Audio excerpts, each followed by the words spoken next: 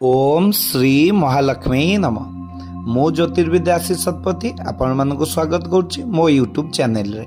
नमस्कार। को बार रे कौन खाई आपण यात्रा कले शुभ होता है से विषय में आपन को जनइबी बा को दिग को आपण यात्रा करुचंती कौन खाइले शुभ हबो आपन को से विषय जानउची। रविवार दिन जदि शुभ कार्य रे आपण घर बाहरुचंती दही साकर आंब खाइकरी यात्रा आरंभ करंतु ता बहुत शुभप्रद होता है।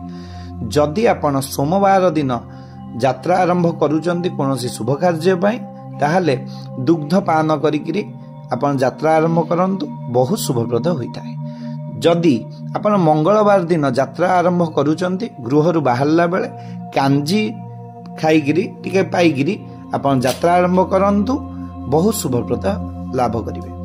बुधवार दिन जदि विशेष कार्य रे आपण बाहर को जाउचंती यात्रा आरंभ समय रे राबिडी करिकरी खाइकरी जानतु आपण बहुत शुभप्रद आरंभ पाइबे। गुरुवार दिन जदि आपण दही खाइकरी आपण यात्रा आरंभ करचंती ता अत्यंत शुभप्रद होता है। जदि शुक्रवार दिन जदि कोनोसी इंपोर्टेंट काम रे जाउचंती कि मीटिंग रे जाउचंती कंचा क्षीर आपण पीकरी जानतु यात्रा बहुत शुभप्रद आपण को दब।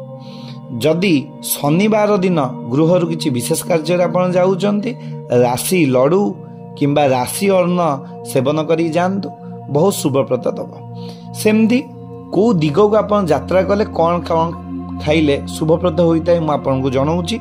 जदि आपण पूर्व दिग को यात्रा करिया को चाहुचंती ताले घियो खाइकरी जानतु। जदि पश्चिम दिग को आपण यात्रा आरंभ करुचंती ताहले दधी खाइकरी जानतु।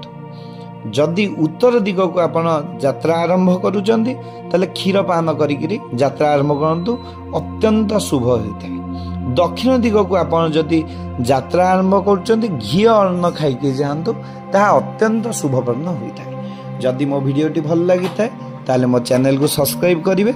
नमस्कार।